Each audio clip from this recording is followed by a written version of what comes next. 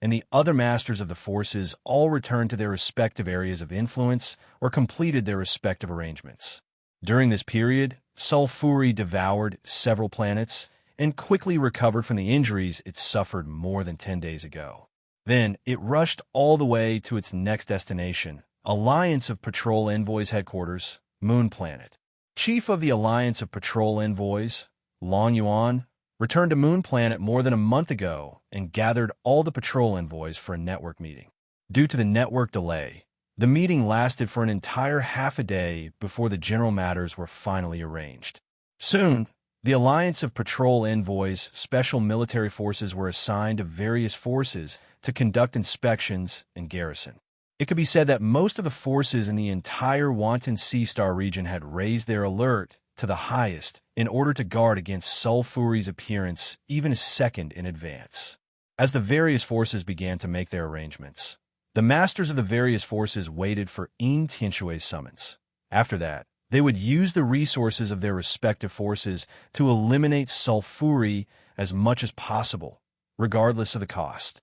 However, what no one expected was that Sulfuri would descend on Moon Planet, the headquarters of the Alliance of Patrol Envoys, more than 2 months after fleeing from the battle.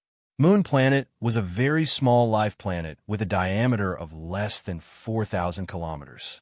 As the headquarters of the Alliance of Patrol Envoys, although it was not rated as a superplanet, in terms of technological weaponry, Moon Planet was countless times stronger than the average superplanet. Even a first-grade territorial lord would have to risk his life if he intruded on Moon Planet's surface. However, when the one who arrived was Sulfuri, Moon Planet's technological weaponry and defense system appeared incomparably pale, existing in name only.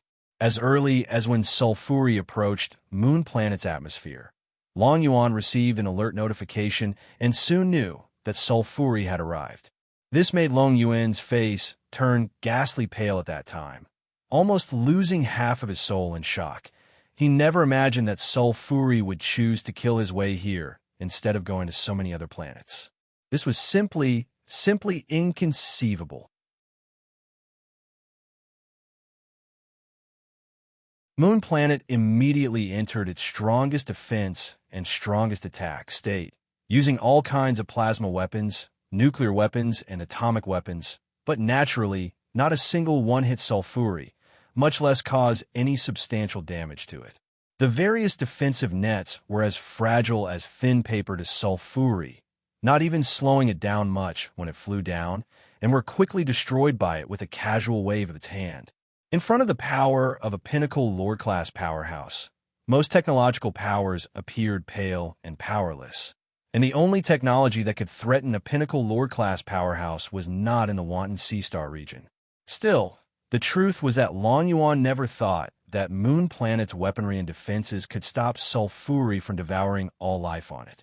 That was why even as he ordered the full mobilization of the planet's power to resist, he also ordered everyone on the planet to flee as soon as possible. Of course, he knew that only a handful of people would be able to escape in the end, and he might not be one of them. Long Yuan's guess was not wrong. Those who could escape Moon Planet and avoid being devoured by Sulfuri were all targets that were not obvious to Sulfuri. First of all, they were definitely below Lord Class. As for Lord Class champions, they were too obvious a target, and Moon Planet was so small that they had no chance of escaping. In the end, Long Yuan was intercepted by Sulfuri in Moon Planet's atmosphere. "Oh, it's you? I've seen you before. You were watching from the sidelines when those 6th-tier domain lords surrounded me." Sulfuri looked down at Long Yuan from above, its smile rather sinister. Facing Sulfuri at such a close distance, Long Yuan's heart had long turned cold. He knew that he was doomed, but he did not want to become food in Sulfuri's stomach. Therefore, he chose to burn all of his power and fight to the death. The result, however, was heartbreaking. One move, Sulfuri had only used one move to blast Long Yuan's body apart. Then, it opened its mouth and swallowed him into its stomach. "You overestimate yourself." After Sulfuri devoured Long Yuan, it left behind a taunting remark, and then went on to devour other things on Moon Planet. The news of Moonstar being devoured by Sulfuri and Long Yuan's death in battle was quickly found out by Zhuqiu Hong and the others. At the same time that this caused them to be shocked, they felt heavy pressure, and it was like a dense haze that enveloped their hearts.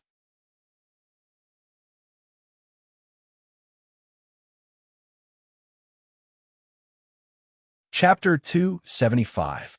Not long after, Yin Tianxue summons Zhuqiu Hong and the other 3 six-stage domain lords, and the 5 of them finally gathered at Qing Long Star, which belonged to the Star Sword Alliance. At that time, it was already 7 months after Long Yuan's death. During these 7 months, Sulfuri fearlessly devoured all the living beings on the planets. After devouring the moon, it even devoured a base of the Patrol Envoy Alliance, which was the base of Planet Glory. The rendezvous point of Zhuqiu Hong and the others was actually calculated. It was a planet that they believed was relatively close to Sulfuri when they gathered. This way, it would be convenient for them to rush to the planet Sulfuri devoured in a day or two and carry out the final judgment. The final judgment was the name of the operation plan that Zhuqiu Hong and the others had discussed, and the order was to eliminate Sulfuri and put an end to its calamity. At the same time, Sulfuri was naturally continuing to devour. However, it knew that Zhuqiu Hong and the others wouldn't let the matter rest and allow it to continue devouring without end. It was even to the extent that it had guessed that they would invite an imperial monarch over.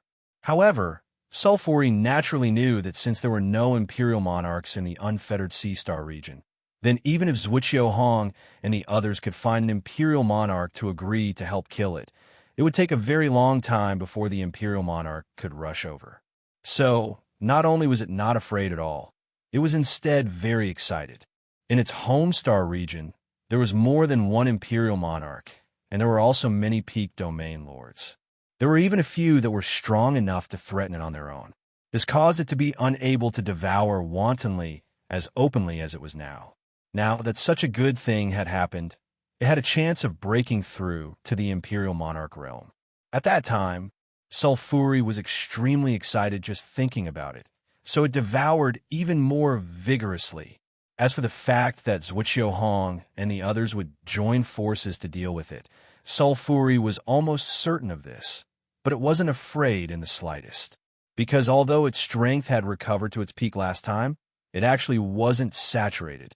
This was like a person who had just recovered from serious illness. Although all aspects of the person had recovered to their original level, it was absolutely impossible for the person to reach their peak at a certain moment. Sulfuri's strength had just recovered to its peak, but by continuing to devour, it could still store a lot of energy, causing its strength to erupt even stronger and its combat strength to last longer. If it continued to devour for a longer period of time, its strength would gradually exceed its peak and get closer and closer to the imperial monarch realm. It had been more than half a year since the battle with Zhuqiu Hong and the others. Sulfuri had devoured another 5 planets, a total of over 200 billion living beings. Sulfuri's strength, and the increase in energy's body strength. Sulfuri's had devoured over a dozen planets could be said to be a negligible increase in its strength. This was now, Sulfuri had devoured a dozen planets as could strength increase. However, Sulfuri was aware of the characteristics of its race. Breakthroughs were qualitative changes caused by quantitative changes. In the process of continuous accumulation, the increase in its strength was not obvious, but when it reached its limit and surpassed it, it would advance to the imperial monarch realm, and its strength would undergo an earth-shattering change. Sulfuri was aware of some ancient legends of its race. Every imperial monarch realm ancestor of its race was a terrifying source of calamity that could wreak havoc in a planetary region. Their race's imperial monarch realm ancestor was even known as gluttony, and it was recorded in some ancient books. Sulfuri's one wish at the moment was to become gluttony. That way, even if it was destroyed by the righteous people a long time later, it would be enough for it to be proud. On this day, Sulfuri was devouring on a B-class planet called Planet Valley Abundance. It had been a full 3 days, and in a few more hours, Planet Valley Abundance would be completely emptied. Most of them would be devoured by sulfuri, but there were still some who fled in spaceships. After all, no matter how powerful sulfuri was, it was not powerful enough to intercept all the spaceships that fled the planet. However, it was also on this day that Zhuqiu Hong's group of 5 descended on Planet Valley Abundance and quickly surrounded Sulfuri, who was in the middle of devouring. This time, Sulfuri did not have the slightest thought of escaping. It finished devouring the city below calmly, before turning its head to look at Zhuqiu Hong's group of 5 who had surrounded it. Soon after, it sneered and said, "It's still just the 5 of you? That's really too disappointing. This time, I'll definitely eat one of you." When Sulfuri spoke such arrogant and threatening words right off the bat, Zhuqiu Hong's group of 5 could not help but have ugly expressions. However, they did not say a word and tacitly acted almost at the same time. The first was still Yin Tianshui. He took out the Sky Sea Pagoda and once again shackled Sulfuri. Then, he took out a formation disc and quickly activated it. The formation disc turned into a sea of stars and instantly changed the scenery within a radius of several hundred kilometers. Sulfuri originally intended to be disdainful of this, but to its surprise, it was not only Yin Tianshui, but Zhuqiu Hong's group of 4 actually used formations, treasures, and moves with the effects of sealing, shackling, guiding, and so on. Zhuqiu Hong also used a formation disc, which directly transformed into a lightning prison to trap Sulfuri within and continuously whipped it with electric snakes.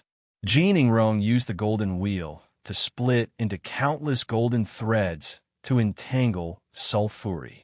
The golden wheel itself also transformed into a vortex that erupted with a suction force from below. Qiuxi, on the other hand, used a dark black sphere.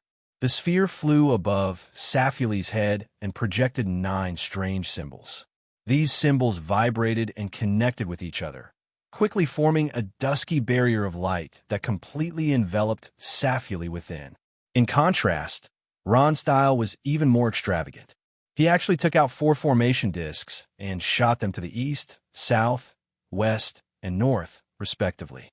It took him several seconds to activate the formations. Immediately, 4 different-colored illusory beasts rushed towards Sulfuri from 4 directions, as if they wanted to trample on it. Sulfuri was instantly shackled and suppressed by several kinds of forces, and it immediately felt unwell. It was extremely uncomfortable to have so many layers of obstructions and restrictions right from the start. Its initial idea of showing off was met with a ruthless blow from reality, which also made it very angry. In fact, when Sulfuri was sealed by the Sky Sea Pagoda, it had already made preparations to resist and planned to attack Yin Tianshui first. However, due to its carelessness at the beginning, it was suddenly shackled by multiple layers. At that time, it felt as if it had sunk into a swamp and was unable to extricate itself. It even felt as if it couldn't accurately control the direction of its movements under the constant scouring of Yin Tianshui's Star Sea formation. Of course, all of this happened in an instant, in less than 2 seconds. After 2 seconds, Sulfuri discovered that its strength was greatly restricted, and it erupted in anger. Dark, flame-like energy soared from all over its body, and in an instant, it seemed as if it had broken free of all restraints and shot toward Yin Tianshui like lightning. However, what greeted Sulfuri first was an illusory beast condensed by Ron's formation. That illusory beast came over aggressively, opening its mouth and swallowing Sulfuri into its mouth. Of course, in the next half a second, the illusory beast shattered with a loud bang, and Sulfuri continued to pounce toward Yin Tianshui. However, at this time, Yin Tianshui and the other 4 had already launched a round of attacks that descended around it. Yin Tianshui's Ice Stream, Ron's Astral Spear, Jin Inyu's Golden Light Bullet, Qiuxi's Lightning Saber, and Zhuqiu Hong's Flying Sword that contained the power of the Law of Space. Helpless, Sulfuri could only use its hands to block the attacks of Zhuqiuhong and the other four. This caused it to discover another unexpected surprise. Although Sulfuri didn't dare to directly block the powerful attacks of Yin Tianshui and the other four with its body, it believed that it had nothing to fear when its hands moved violently. However, in the end, it discovered that it was injured, and the attack that injured Sulfuri completely came from one of Yin Tianshui's five. The attacks of the others were all easily shattered by it. Only Zhuqiuhong's flying sword that contained the power of the law of space, even though it was knocked flying by Sulfuri's hand, caused a deep crack to appear on the scales on the back of Sulfuri's hand. The power of the law of space. This caused Sulfuri to be shocked on the spot, and then it realized that this was an attack from Zhuqiuhong. Thus, it immediately changed its target, and it didn't charge towards Yin Tianshui, but pounced directly at Zhuqiuhong instead. The reason Sulfuri was so shocked and changed its target was naturally because it was clearly aware of how terrifying the laws of space were. Logically speaking, only imperial monarchs or quasi-imperial monarchs were capable of utilizing the laws of space. But who would have imagined that Zhuqiuhong had created a sword move of his own, and when combined with the might of his sword realm, it was capable of drawing upon a trace of the energy of the laws of space. Thus, it truly threatened Sulfuri and caused Sulfuri to immediately intend to eliminate Zhuqiuhong. On the other hand, Yin Tianshui was the closest to Zhuqiuhong's ability to execute sword moves that contained the power of the laws of space. So, when he saw Sulfuri turn towards Zhuqiuhong, he shouted loudly, "Everyone, protect Alliance Leader Zhuqiu. His attacks are capable of injuring Sulfuri." Thus, Yin Tianshui and the others strengthened their ability to obstruct Sulfuri, and at the same time, they surrounded Zhuqiuhong and attacked Sulfuri madly. Zhuqiuhong didn't panic in the slightest when he saw Sulfuri charging towards him, and he instead calmly pulled apart the distance between them while utilizing his flying swords to obstruct Sulfuri. Sulfuri was restrained by numerous methods, so even if it erupted with speed, it was still inferior to Zhuqiuhong. For a time, it could only be in a passive state, and it quickly resisted another round of attacks before being injured by Zhuqiuhong's attack once more. Being injured once more caused Sulfuri to be both shocked and furious, and it finally chose to erupt with strength a second time. Its entire body instantly expanded madly, and in the blink of an eye, it grew from over 10 meters tall to over 10,000 meters tall.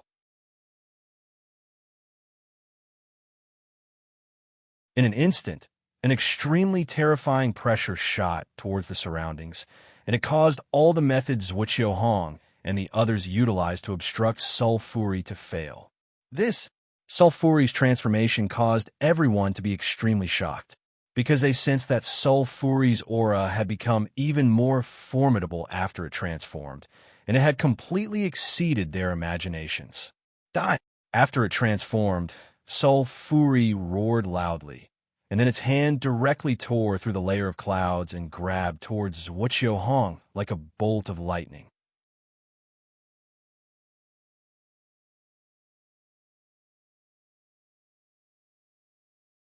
Chapter 276.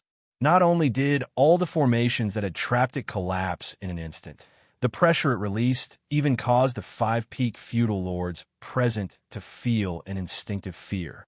It was a suppression that came from the difference in the natural order of life. It was the instinctive fear of all creatures. By the time Zhuqiuhong and the others broke free from their momentary fear, Zhuqiuhong's hand was already about to grab Zhuqiuhong. Yin Tianshui and the others couldn't stop it in time, and Zhuqiuhong was also caught off guard. At the critical moment, Zhuqiuhong finally erupted in the face of danger. He actually stabbed out with his sword and collided head-on with Zhuqiuhong's domineering aura. Zhuqiuhong's sword strike was extremely powerful. Dazzling light burst forth from Zhuqiuhong's huge claw, and then accompanied by a muffled sound, Zhuqiuhong roared at the sky and abruptly withdrew its claw. Zhuqiuhong also suffered a huge backlash, and he fell towards the horizon like a meteor disappearing without a trace in the blink of an eye. Never would Zhuqiuhong have imagined that the sword strike Zhuqiuhong unleashed in the face of danger just now would be so terrifying. At this moment, a deep wound was left on its palm, extending all the way to the depths of its wrist. The flesh along the way seemed to have been directly erased, and the surface of the wound was as smooth as a mirror. It was truly a ghastly sight. This was the terrifying power of the law of space. Zhuqiuhong was extremely terrified of this, and after the pain, it quickly continued to eliminate him. However, Zhuqiuhong was already several thousand meters away at this moment, and the remaining 4 attacked Zhuqiuhong one after another. Every one of their attacks was much fiercer than the last time. This made Zhuqiu very angry, because it had no choice but to deal with Yin Tianshui's group of 4 first. Die for this king. After Zhuqiuhong transformed into his true form, Zhuqiuhong's voice shook the heavens and the earth, and his attacks were even more terrifying, causing the entire sky to wail. Scarlet energy poured into Zhuqiuhong's body, and along with its every move, it surged through the entire sky. In comparison, the attacks of the 4 peak feudal lords seemed very insignificant. Under Zhuqiuhong's fists and feet, they were all shattered into energy particles and air currents. The battle in the sky constantly fluctuated, and even the light was completely distorted. The ground below also gradually cracked and collapsed from the aftermath of the battle. But at this time, Yin Tianshui and the others no longer cared about a mere planet of life. As long as they could kill Zhuqiuhong's life, what did sacrificing one more planet matter? After the 4 peak feudal lords and Zhuqiuhong fought, Yin Tianshui honged suddenly and shouted, Zhuqiuhong.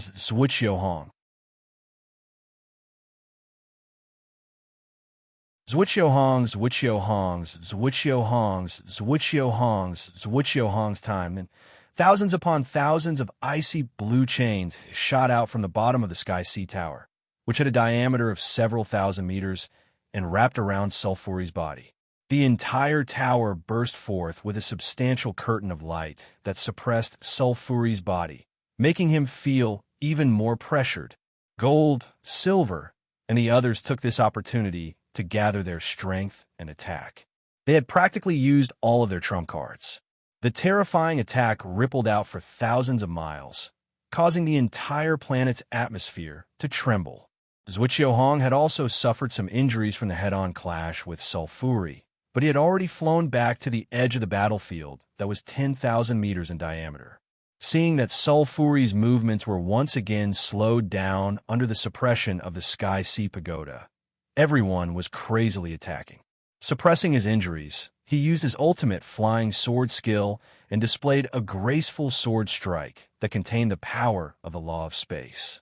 The sword light tore through dozens of kilometers and finally shot into Sulfuri's waist from thousands of meters away like a gray line.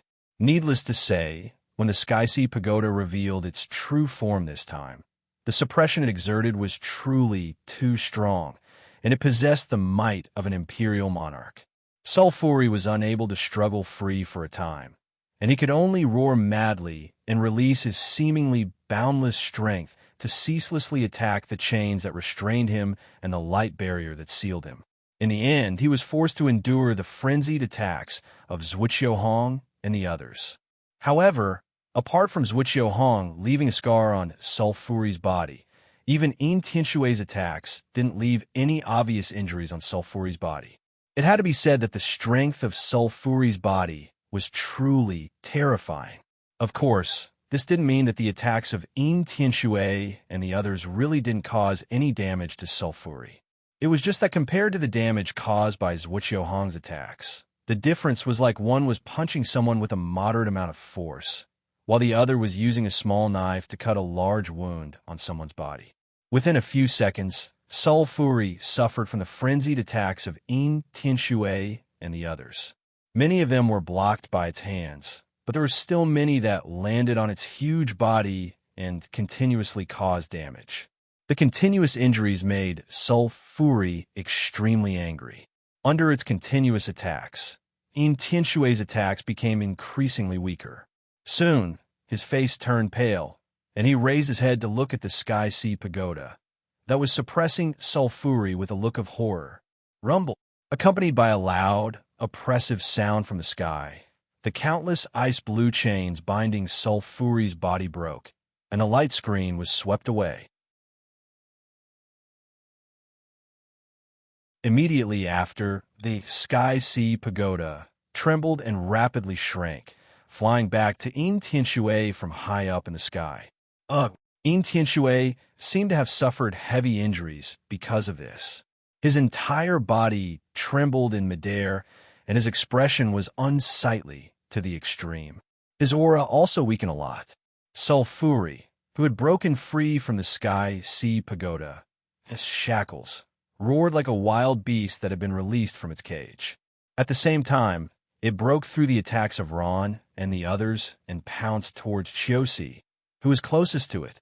Chiosi and the others naturally noticed that Tianshui's condition suddenly changed.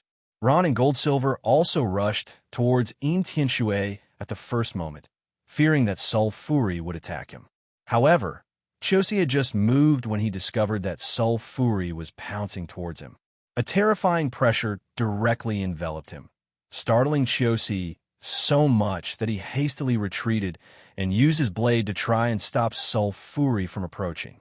Seeing that Ron and Goldsilver were rushing towards him, Tianshui sensed the situation on the battlefield and hurriedly shouted, "I can't hold on anymore, but you guys quickly go and help Chiosi."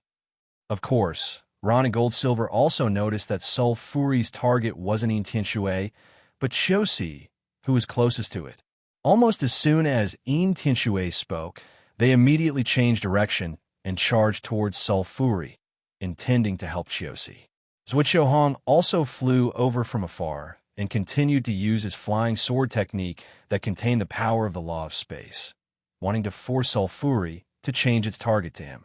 But this time, for some reason, Sulfuri seemed to only have Chiosi in its eyes.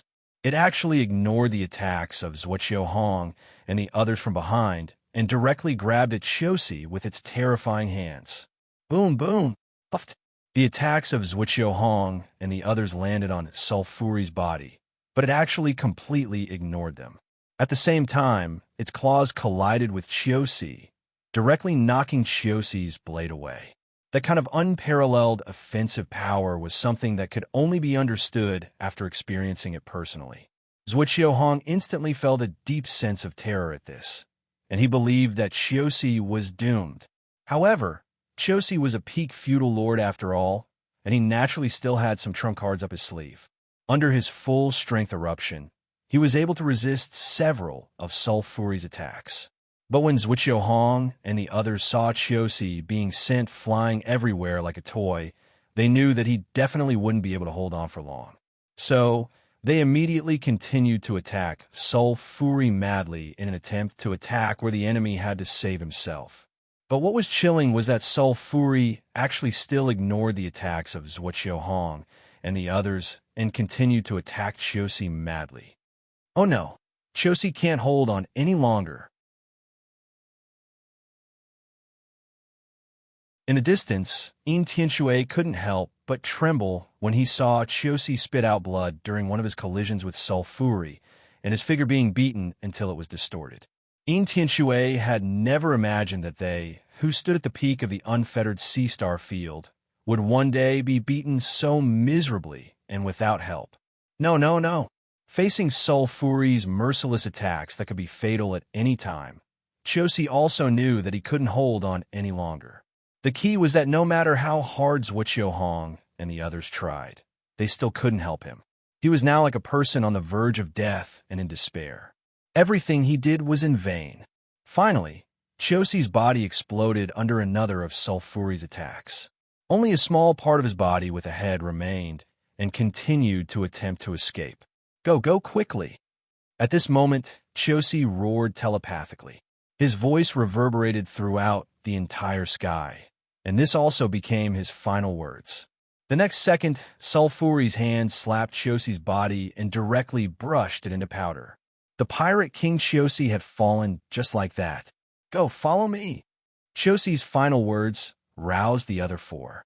Yin Tianshui immediately took the lead and shouted, and was the first to flee into outer space. When Zhuqiuhong and the others saw this, although they grieved for Qiuxi's death, they didn't dare to stay and deal with sulfury. They immediately endured the pain and left with Yin Tianshui.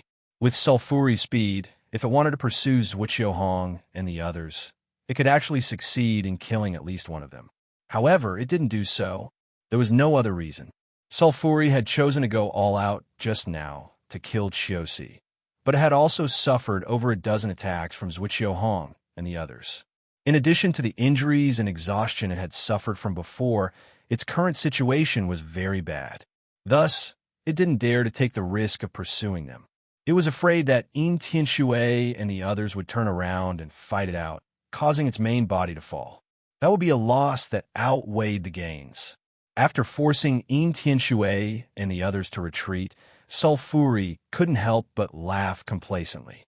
One of the five is dead, and this king only needs to devour for a while more to recover to peak condition. This king will sooner or later kill all of you. After Yin Tianshui led Zhuqiuhong and the others away from the battlefield and entered the flying ship, Qiuxi is dead just like that. How are we going to deal with Sulfury in the future? 5 people aren't enough, and now there's only 4 of us left. Within the flying ship, Gold Silver's face was filled with grief and even despair. Hearing that, Zhuqiuhong and Ron were silent with cold faces. Yin Tianshui's face was also solemn. Seeing that, he still said, "Looks like we can't deal with Sulfury. For now, there's no other way. Let's choose to retreat to our Sky Sea Universe Nation's leader palace and wait for the Emperor ancestors to come and rescue us."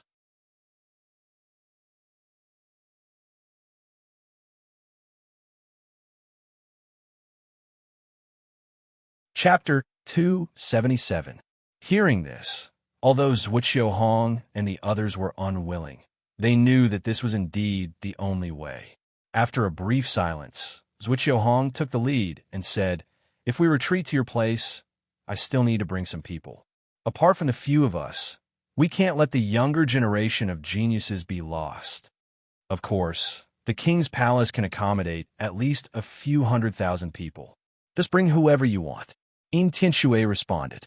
Although it was unlikely that suzerain and Star-Lord rank cultivators would be able to find them if they fled to some barren planet, since there was an absolutely safe place, Zhuqiuhong and the others naturally had to gather their friends, disciples, and so on.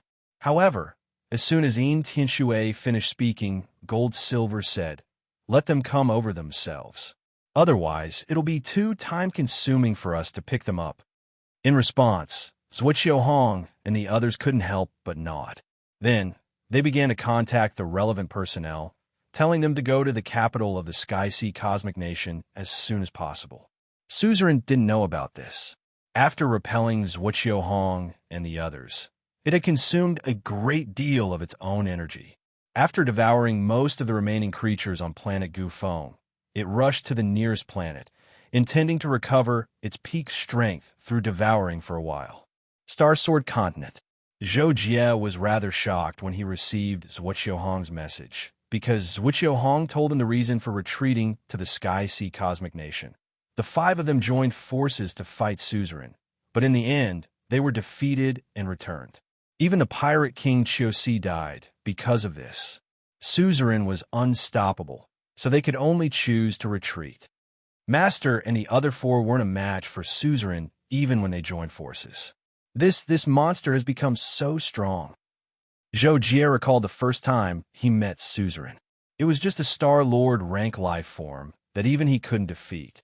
Who would have thought that now, Sai? In the end, Zhou Jie sighed helplessly. This was the first time he had sighed in hundreds of years. It didn't take long for Luo Feng to find Zhou Jie and ask him to retreat with him. Naturally, Zhuqiuhong didn't just ask Luo Feng and Luo Feng to retreat. He also asked them to inform the Star-Lord geniuses, including the friends and family of some important people, of the retreat of the Star Sword Continent. As for this retreat, Zhou Jie and Luo Feng did it in an orderly manner. After all, they knew that Sulfuri was just an individual, and it was impossible for it to coincidentally arrive at the Star Sword Alliance continent in such a short period of time. So, the two of them had been planning for almost a month before following the large group to the Sky Sea Cosmic Nation. In a mere month's time, Sulfuri's injuries from the previous battle were far from healed. Naturally, he didn't have the time to attack and devour an important region like the Starward continent. It wasn't until half a year later that the retreat was almost complete and Sulfuri had almost recovered to its peak. However, because it still hadn't reached a saturated state, Sulfuri chose to continue devouring along the way. Its destination was the Star Sword continent. All those with Chiohong and the others had ordered people to spread the news of Sulfuri's threat to the common people, and many planets connected to the universe network already knew about it. As the headquarters of the Star Sword Alliance, the Star Sword continent naturally knew about it a long time ago. But even so, of the hundreds of millions of people on the Star Sword continent who chose to flee, less than 100 million of them. Actually, this wasn't surprising. Take, for example, a normal person on a planet. They were originally living a good life, but one day, they suddenly heard that a space monster was going around destroying the planet. Everyone would think this way. A star field had tens of thousands of life planets, and the probability of a space monster descending and destroying their own planet was like winning a few million star coins in the lottery. Plus, moving a planet and drifting in the universe wasn't obvious to most normal people. Therefore, even if they knew that staying on a life planet was a death threat, most people didn't care about Sulfuri's existence at all. Sky Sea Universe Nation's King's Palace. Aside from the main hall in front of the King's Palace, the back and two sides were actually residences. Compared to the overall area, there were very few rooms, but usually more than half of the rooms were still empty. Of course, Chiohong and the others had over 1,000 people, and most of them were high-level Star Lords. They were all the mainstays of various organizations or the younger generation of geniuses. The rooms in the King's Palace were quickly packed, to the point that many powerful people of the same organization had to stay in the same room. Originally, with Zhuo Chiohong's status, even in such a situation, he could still stay in his own room. However, he didn't want to be special and chose to stay with Zhou Jie and Luo Feng. During this period, there was one thing that could be mentioned, and that was that Zhou Jie saw Veronica, whom he hadn't seen for hundreds of years. Veronica was already Zhuo Chiohong's core disciple, and even had the chance to become his personal disciple. However, he was either cultivating in seclusion or training outside all year round, and Zhou Jie was basically the same. Therefore, the two hadn't seen each other for hundreds of years. When he saw Veronica, Zhou Jie didn't know what to feel. On the other hand, Veronica was practically expressionless when he saw Zhou Jie.